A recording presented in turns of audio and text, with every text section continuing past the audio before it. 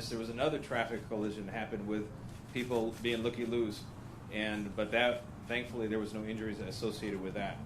The vehicle traveled several hundred feet from the center divider at the intersection and rested on the west side of the road in the brush. Sustained major damage to the vehicle. You've seen all the images of that. And with that, our Lomita Sheriff Station will be conducting the traffic investigation.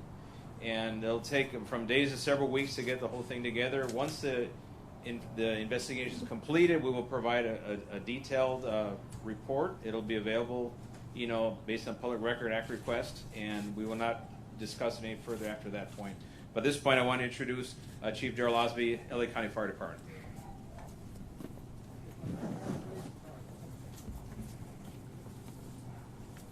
Good afternoon. I'm Fire Chief Darrell Osby of the Los Angeles County Fire Department. At approximately 7:22 this morning, resources from Los Angeles County Fire Station 106 received a report of a solo vehicle accident at the intersection of Hawthorne Boulevard and Palos Verdes Drive North in Rolling Hills Estates. Upon arrival at the scene of the incident, the sheriff's on scene, resources and personnel from the Los Angeles County Fire Department observed a single rollover vehicle incident with one person trapped.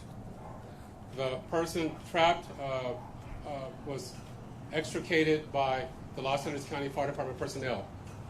Earlier, it was stated that the jaws of life was utilized to extricate the person trapped.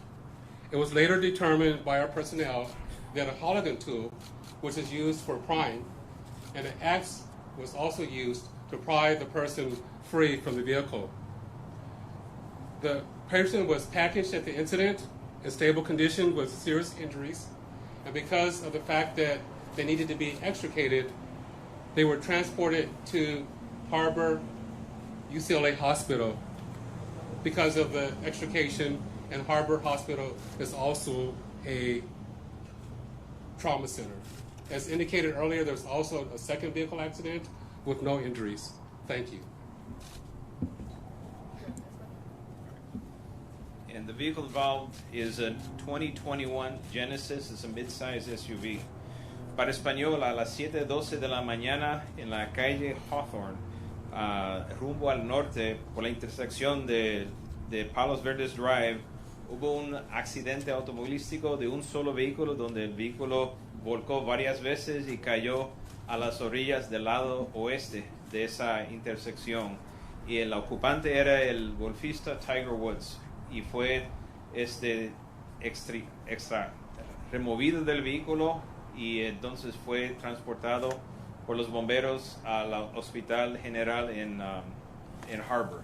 Y eso es lo que tenemos en español. No hay evidencia que hubo algún impedimento o embriaguez de alguna forma, y la investigación se va a ser hecho por aquí por los detectives que investigan los accidentes de tráfico, y ellos van a tener un reporte entre unos días a unas semanas, a hacer el reporte completo, y va a estar disponible después que eso se acabe.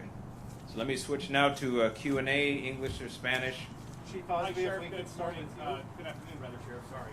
Could you explain a little bit more? You were talking about the impairment. If there was no evidence of impairment, can you be more specific about that? And you also made mention that life-saving efforts were performed. Can you be more specific about that? Well, if the deputies arrive on scene, there's a vehicle that's rolled over, there's someone inside the vehicle, they can't remove him. Obviously, okay, so was he unconscious or conscious? We'll leave it at that. He was alive, and he was conscious, and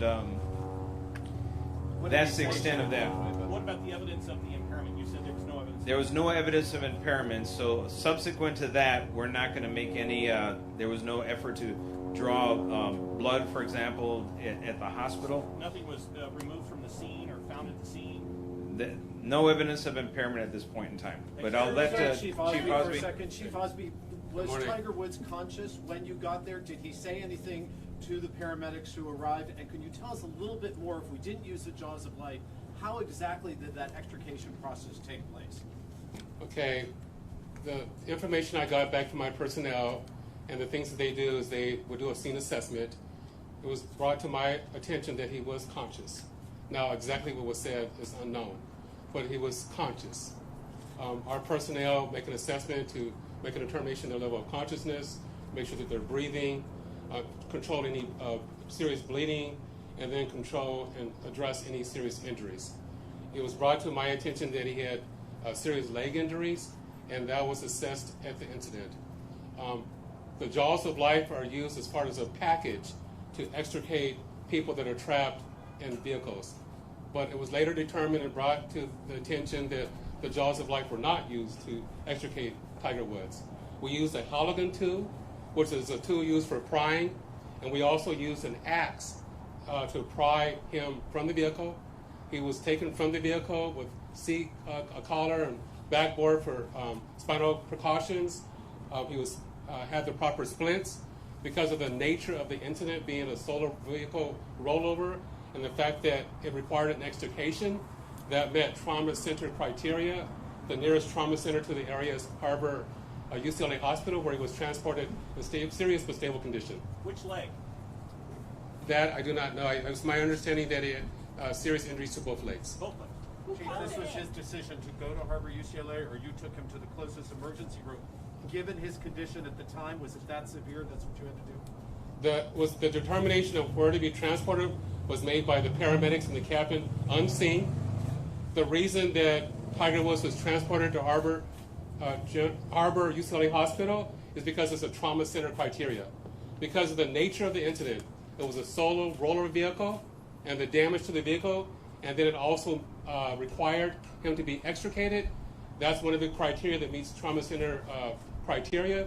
Therefore, he was transported to the nearest trauma center, which is Harbor UCLA Hospital. Chief, was he airlifted, and can you tell us if he had injuries anywhere other than his legs, and were any of those injuries critical?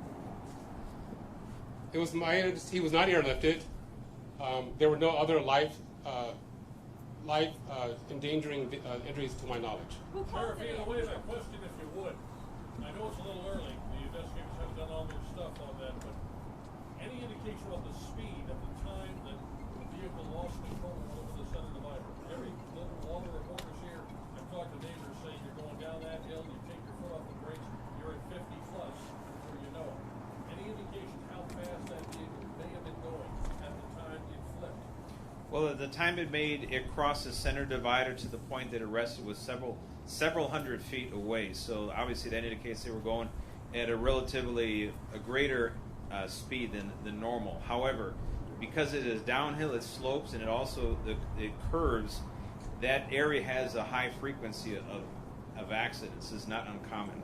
Any skid marks or anything which indicated that he tried to brake or stop? No skid marks, no braking. So apparently the first contact was with the center median, and from there then crossed into the opposing lane of traffic, hit the curb, hit a tree, and there was several rollovers during that process. They haven't given you any kind of a preliminary indication in excess of 45, 50, 55 miles an hour? That they're going to have to figure that one out. That's why the traffic investigators make the big bucks that they make. Sheriff, what can you tell us about his condition now? Are you still in touch with Mr. Woods' team? We've reached out. We've been in touch with his manager, and they don't want to release anything on his condition right We now. heard that he's out of surgery and perhaps been moved to his own room, Sheriff. All we know that a serious condition as a result of the accident, and that's about all they want to say. You know whether it's a factor in this accident, Sheriff Villanueva? Weather is not a factor. Sheriff. Get him out of the car. How long was that process? Well, we arrived on scene at 7:18. They were notified within 4 minutes, and We got the call from the Sheriff Department at approximately 7:22 this morning. Our resources arrived on scene at approximately 7:28. I don't have the information right now in relation to how long it took to extricate him from the vehicle. Do you have any indication if there were drugs or medications involved and why he was heading that way? No. Who called it in? Did someone call 911, a bystander? And is there any indication he fell asleep at the wheel? we had a neighbor called 911. That's how the call was received at the station. And you said no impairment. Is it possible he fell asleep at the wheel? No evidence of impairment this time. That'll be subject to the investigation. When you say no evidence of impairment, what impairments are you looking for? What is Well, that? we're looking at signs of under the influence of either narcotics, medication, alcohol, odor of alcohol, all these different things that would give you an an idea in their behavior, but there was none present. And in medical episodes appear he could have fallen asleep, had a heart attack, something like that? Now we're going beyond what we have at the time, so that'll take, the investigators will have to figure that one out. I understand some vehicles now have essentially a black box that reports certain information about how fast the car is going, did airbags deploy, telemetry, that sort of thing. Did this vehicle have that? Will you get information from that as the investigation? The investigators will be able to, if they have it, they'll be able to have that and download it, and that will give us a good idea. Was Sheriff, anyone you from said- Tiger's team following the vehicle? Or was it just him solo? Not that we're aware of. Sheriff, you said that he was conscious, I believe. Was he able to communicate how much pain he was in, whether or not, was he able to communicate at all? He was able to communicate, and he was conscious. I'll leave it at that. And- Jefe Villanueva, usted ya lo mencionó en inglés, ¿podría describirnos cómo fueron las circunstancias del accidente y mencionando la velocidad considerable a la que iba? La velocidad no sabemos cuánto es, pero era considerable según el punto de partida de donde cruzó la parte mediana de la calle y donde cayó al otro lado eran varios cientos de pies. Y obviamente eso es una velocidad acelerante que se necesita para cubrir esa distancia. Dijo que Sheriff, do you una know- curva y luego... Hay una curva y está cuesta abajo a la misma vez. Sheriff, do you know how long he was in the car before 911 arrived? Did he say at all how long he'd been waiting? Well, we got the call at 7:12, and that came from the neighbors, so we have to assume they made that call almost immediately as soon as it happened, because the neighbors, they're sitting right within 50 feet of the location. So So they saw the crash happen. if they didn't see it, they heard it, because it's literally happened right at their doorstep. This is a courtesy car that he was driving, a Genesis courtesy car, correct? That is correct. And is it possible that Mr. Woods was on the phone when this accident occurred? Or is this one of the factors that we're going to be considering? That's something we'll have to explore. The investigators will have to ascertain that, if it was distracted driving. But Chief Osby, can you describe how the axe and the special tool were used to extricate him from the vehicle? I mean, as far as the doors go, I mean, how were the tools used for this process? As it pertains to the vehicle, as articulated earlier, it was a rollover accident, and so Tiger Woods was trapped inside the vehicle. So our firefighters and our firefighter paramedics used the pry bar, they call it Halligan tube, and an axe to pry parts of the vehicle away from him, so they were able to safely extricate him from the vehicle. At what point did you realize it was Tiger Woods? Did he identify himself? Did they check his license? How did you know who it was? They recognized him, and he identified himself as well. Sheriff, did you say no blood was drawn at the scene from Tiger? No, we don't have that capability, nor do we want it. Sheriff, you know that the we have accident any- crime scene has taken a long time. It's been there now for several hours. Just moving the car now. Is there a reason so much time has been taken at this crime scene?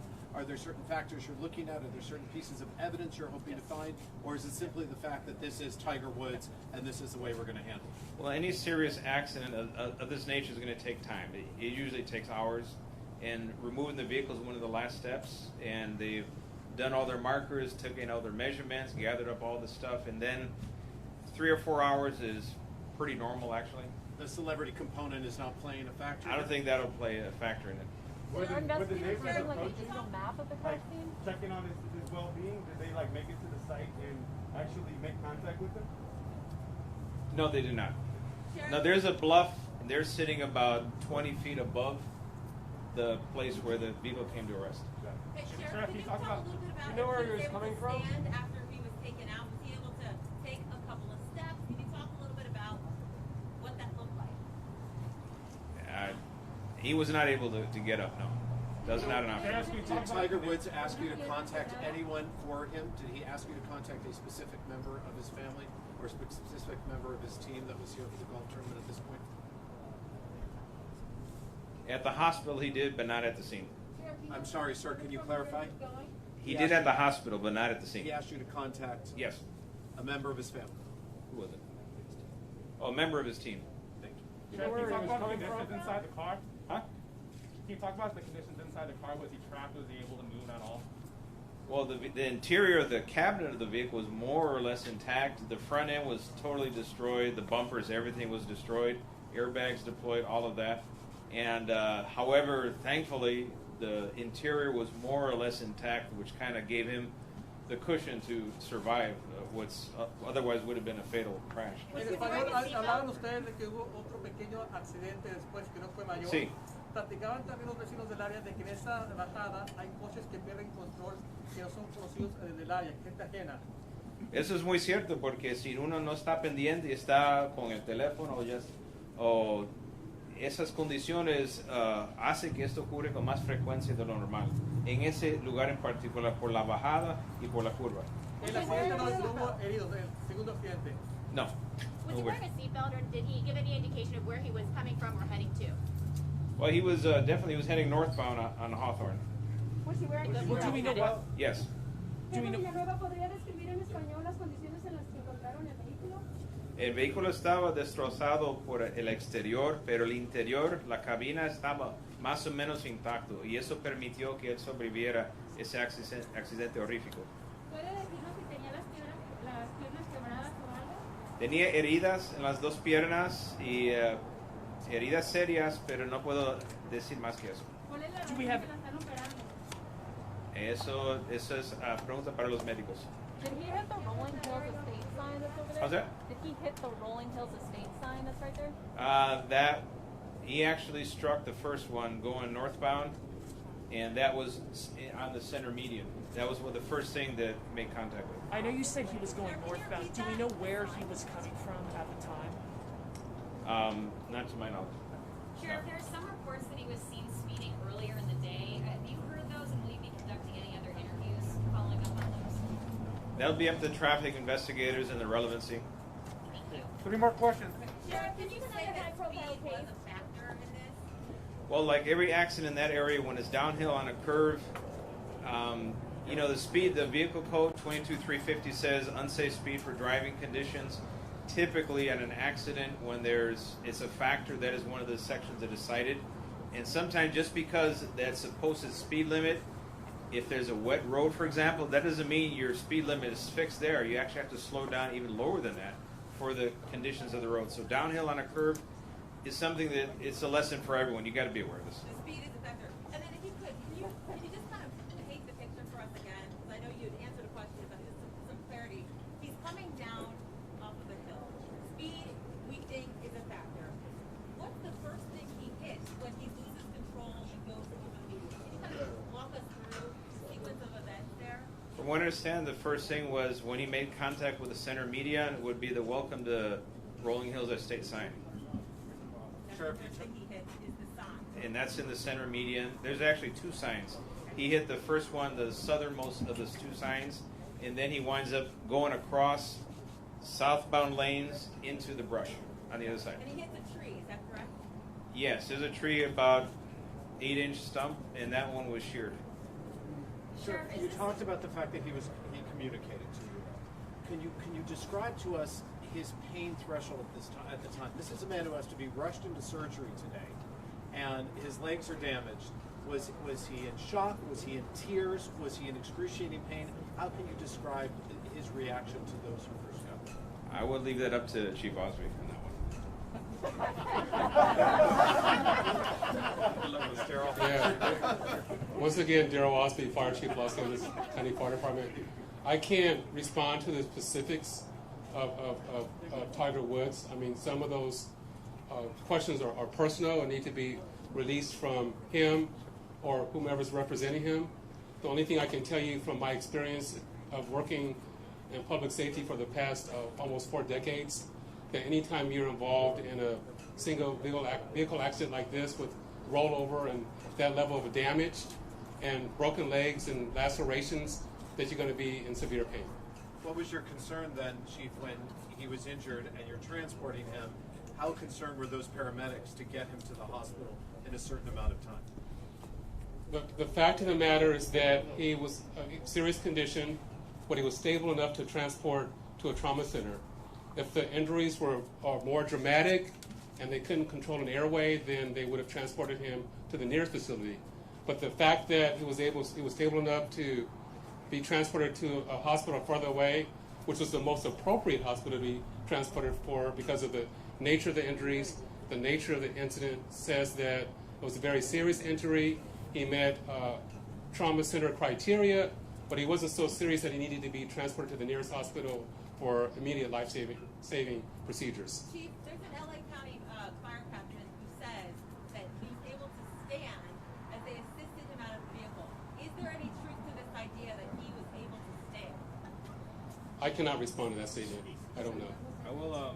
Chief, just to clarify, is he still at that same trauma center now, or has he been transferred anywhere else? It's my understanding that he's still at the Harbor UCLA Hospital, and no statement's been allowed for release yet.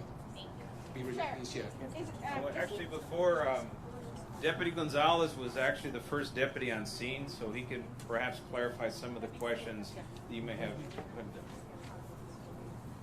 Good afternoon. I'm Deputy Gonzalez. I'm assigned to Lomita Sheriff Station. I'm handling Deputy Carlos Gonzalez. Thank you. I was the first unit on scene, and I'm the handling deputy for this current traffic collision. Deputy Gonzalez, could you speak to that question? There's an LA County fire captain who says that Tiger Woods was able to stand as they assisted him out of the vehicle. Is there any truth to the idea that he was able to stand? Unfortunately, Mr. Woods was not able to stand under his own power. Our partners at LA County Fire were able to extricate him from the vehicle, and they put him onto a backboard. When I arrived on the scene, Mr. Woods was seated in the driver's seat. I made contact with him, and I ensured that he was able to speak to me.